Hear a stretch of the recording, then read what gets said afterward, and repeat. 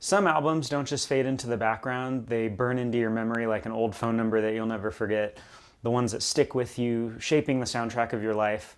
Maybe it was the perfect song at the perfect moment, or maybe it just got you when nothing else did. Either way, these albums become more than just music.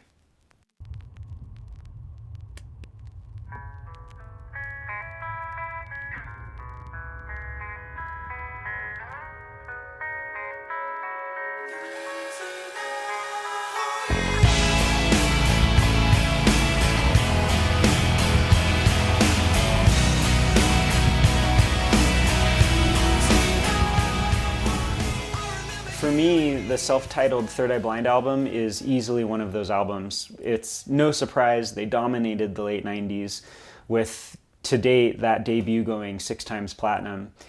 To me, it's a perfect, no-skip alternative masterpiece with a pop rock edge. Every song just hits. Even if you haven't heard it, you've probably seen that iconic cover. I was 10 in 1997, just getting into music, and I had asked for a Sony MiniDisc player for Christmas.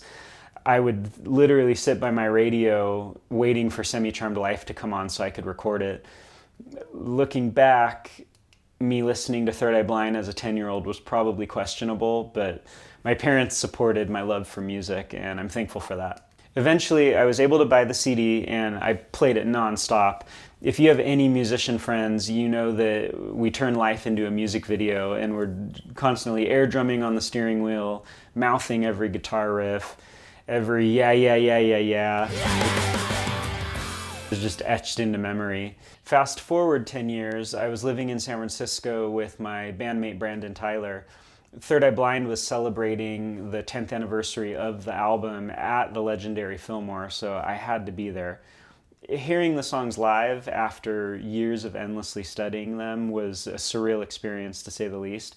But seeing them at such a historic venue and it being a hometown show for them celebrating the 10th anniversary was pretty incredible. I asked myself why this album had such an impact on me, and I think it comes down to a few things.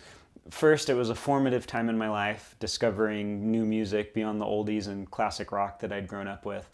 Second, the album's engineering, its huge drums, loud guitars, upfront vocals was unlike anything that I'd heard up to that point. Sonically, to me, they caught lightning in a bottle. As I got older and started playing guitar and writing music, this album was always a reference point for me, inspiring me to emulate the guitar tones and the production. I'd constantly wonder what mics were used, what amps did they use, what pedals, that kind of stuff would keep me up at night. In 2009, I stumbled upon a forum post on a pro audio forum that I would frequent by Eric Valentine, who played a key role in recording the album, and it felt like gold. A behind-the-scenes look at the album's production.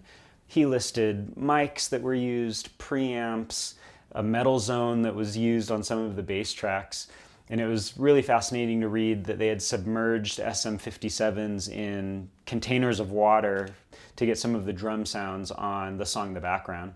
Over the years, through internet folklore and rock and roll campfire stories, basically, it's been known that parts of the album were recorded at Skywalker Ranch, just adding to its legendary status.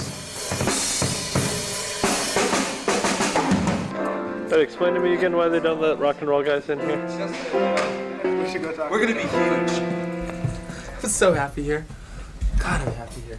If you want to hear more about this, you have to check out Stephen Jenkins' interview on Rick Beato's channel. I'll link it below.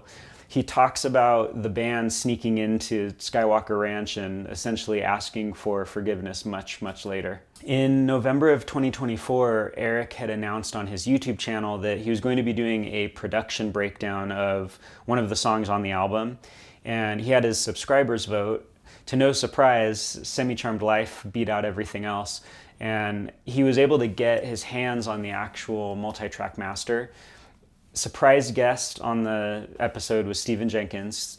They basically go back and forth talking about memories that they have while recording and different techniques that they used and what instruments and that kind of thing. I imagine doing the same type of breakdown for some of the other songs on the album is a long shot, but Eric, if you see this, me and many a Third Eye Blind fan obviously would love if you were able to do that. I've linked all the videos and the sources that I've mentioned below, along with the original forum posts that I dug up. You have to look at them now on the Wayback Machine because they're not available anymore. But if you're a fan of the album or a gearhead like me, you will love them and find it fascinating to read. Forever, this album will cross my mind and pop up on my playlist, instantly taking me back to my childhood bedroom, trying to record my favorite songs on my MiniDisc player so I could listen to them on the bus ride the next morning. My name's Gregory Adams. I'm a musician in the Las Vegas area. I appreciate you watching. Please share this video with any Third Eye Blind fan that you think would enjoy it, and subscribe for more videos like this in the future. Until next time.